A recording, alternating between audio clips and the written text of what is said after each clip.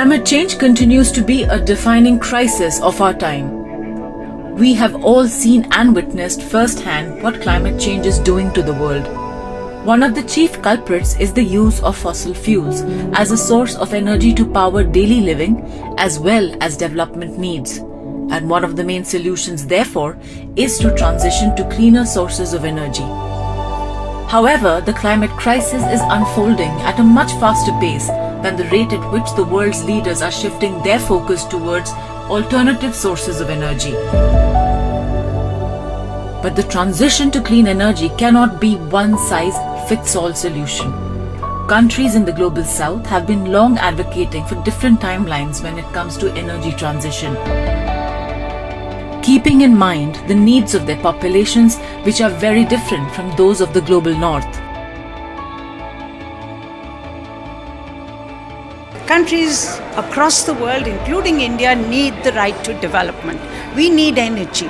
It's also a challenge for countries like ours, which still need development. And the wickedest problem in the world really is the fact that women in India, across the world, still cook food using dirty biomass. Now, this pollutes their lungs, it adds to the emissions. Now, this is really where the game changer is, the ability to be able to provide finance to them so that they can make the transformation to cleaner energy. But the wicked problem is even more wicked because it's really about poverty. It's about affordability. Addressing the energy crisis was high on the G20 agenda. And in Delhi Declaration, G20 leaders have committed to accelerate energy transition with clean, sustainable, just, affordable, and inclusive energy transitions. How can the global energy transition be people-centric, especially given the complexities of the global south and the need to include marginalized communities? That question was at the heart of the energy transition dialogues held in Delhi from November 1st to 3rd. The Energy Transition Dialogues 2023 was organized by the Global Energy Alliance for People and Planet in collaboration with the Observer Research Foundation. It provided a platform to different stakeholders, representatives from the government, investors, innovators, power companies, philanthropic organizations, and more, to explore realistically what it means to walk the talk of energy transition for the global south. We're here because we have a great opportunity. The global transition to renewable energy is, of course, a defining challenge of our time. But in this room, I think most of us know and believe that it's also a profound opportunity. It's an opportunity to create a healthier environment, but it's also a massive economic opportunity. We know that the investments that are required in renewable energy, energy efficiency, if approached well, will accelerate growth, will create jobs, stimulate innovation, and can revitalize whole regions. GAP, through its various initiatives, is attempting to create an ecosystem for entrepreneurs, innovators to accelerate the pace of change towards the growth of renewable energy solutions. It is my absolute honor to introduce GAP's initiative, Entice, Energy Transition Innovation Challenge, an initiative aimed at accelerating people-positive energy transition. Part of that effort was the launch of the first edition of the annual Entice Awards to invite fresh ideas from innovators. They were to devise low-cost, impactful, and scalable solutions for adopting renewables into the energy mix.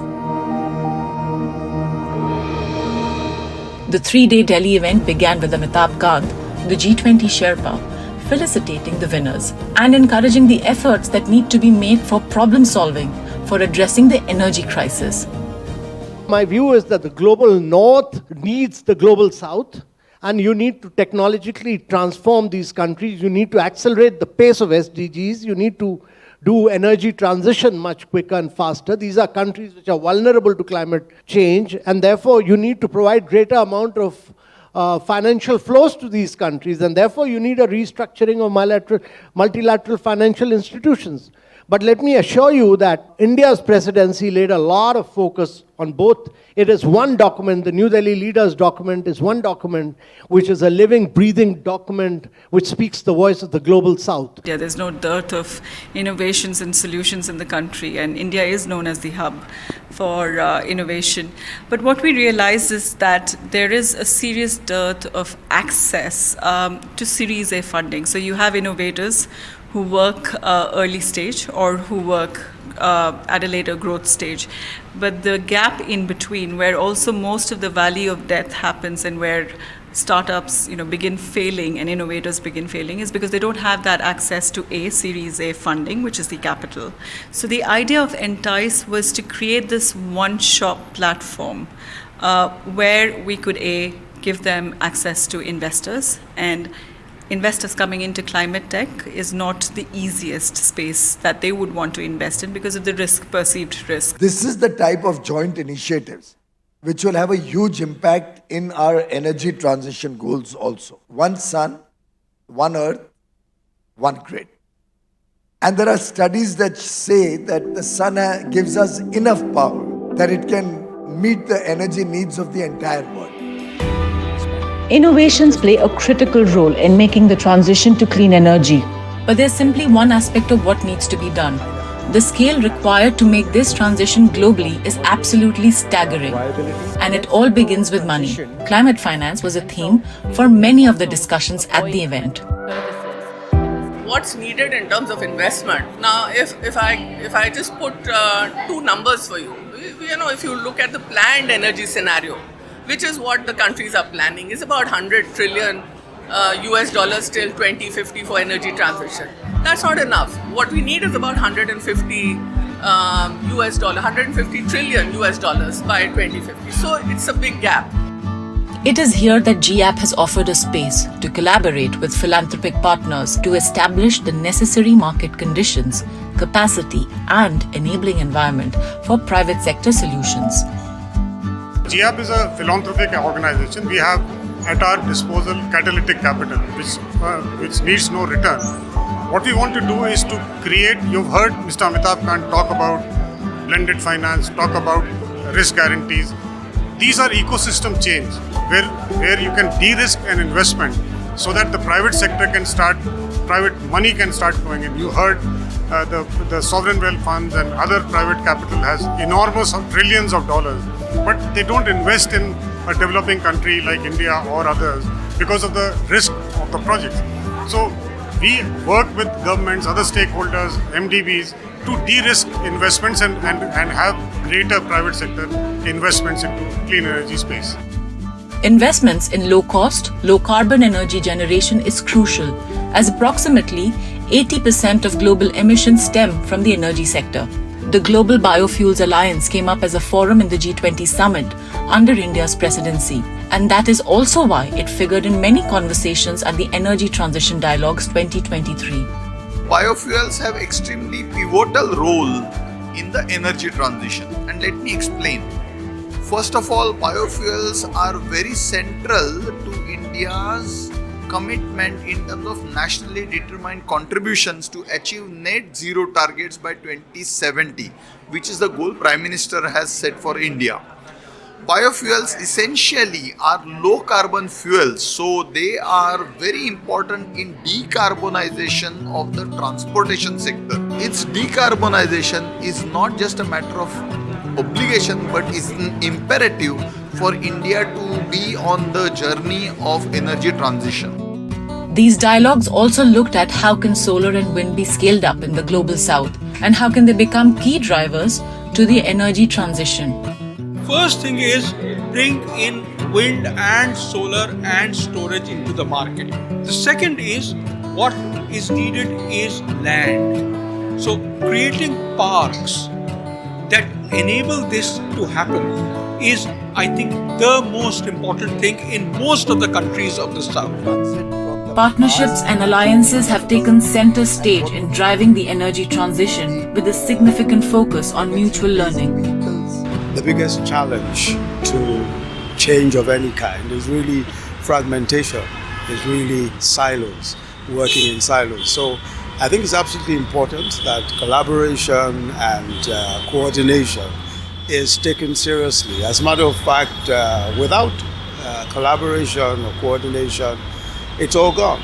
So alliances are a critical part of the entire transition journey. I mean, this is, as we've heard so many times, the greatest challenge in these times. The very greatest challenge is climate change and redressing climate change. And you can't do that.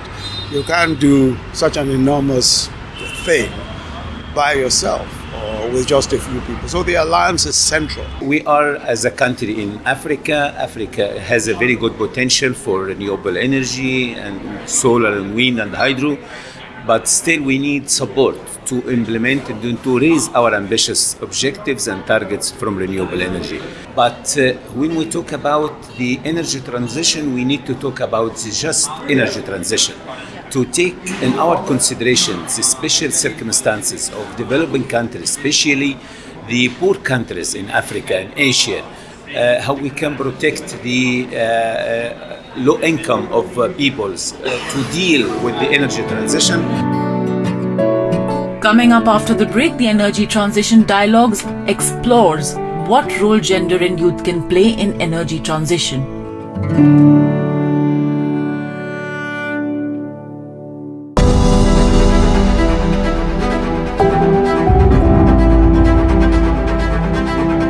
The Energy Transition Dialogues held in New Delhi from November 1st to 3rd address the critical question of what are the challenges specific to the Global South when making a shift to clean energy and the collaborative role the Global North could be playing. First of all, get rid of our caricatures about each other, join hands as partners, and figure out ways to look at the sectors that will have the greatest impact. One sector I'd like to propose to you that we were just talking about is the cities of India and the cities of America. I think in India, cities are the prism of the challenges and the opportunities that India has. And I think we have lessons to learn from Indian cities and vice versa. The most significant discussions were on how countries in the Global South can decarbonize industrial processes and find a net zero path to development and prosperity. On the continent of Africa, there are 23 countries that, as a first step, can use that renewable dividend to produce green hydrogen.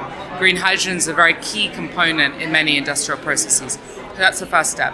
And then the second step would be to look at things like, as I said, green aluminium, green steel production. So in South Africa, Sierra Leone, in Mauritania, we have the opportunity to produce green steel, which could create hundreds of thousands of jobs. So really what we're talking about here is an economic development story which goes through a low carbon pathway.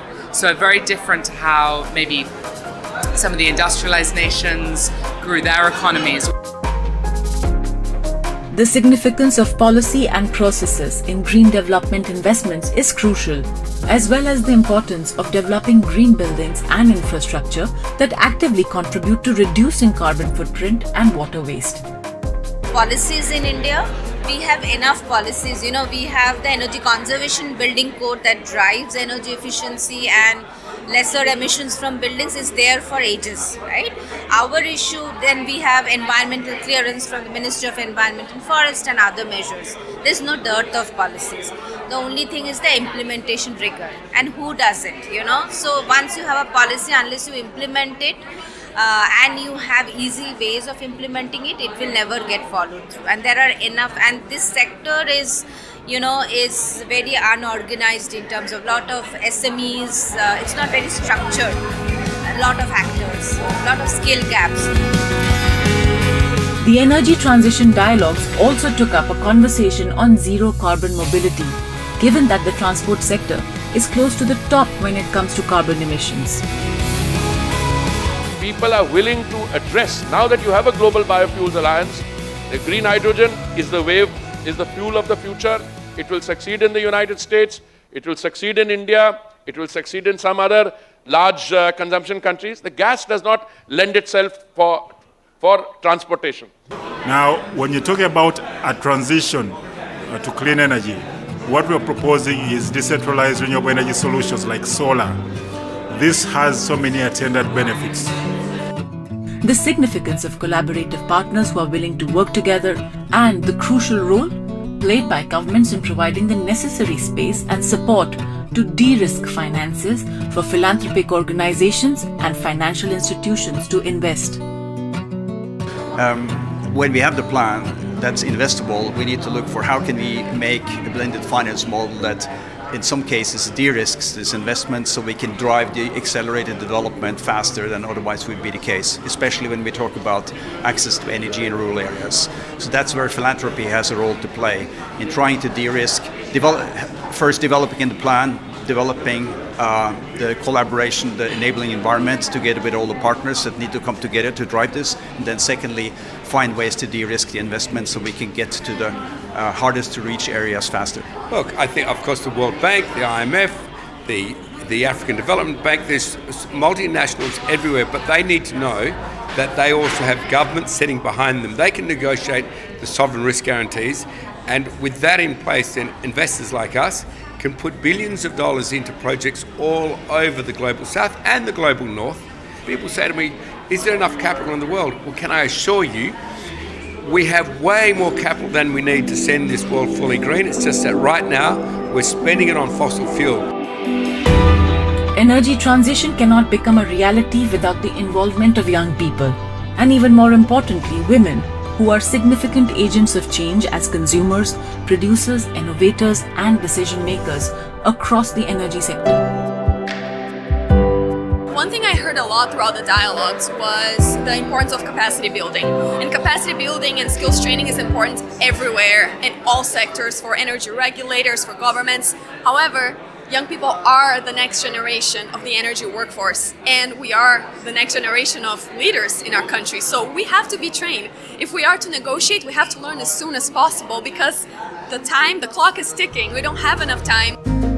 The event concluded with the release of the Energy Transition Dialogues Communique, Blueprint for a People-Positive Energy Transition, a clear roadmap outlining key principles and actionable plans crucial for accelerating a sustainable energy transition in India and the world.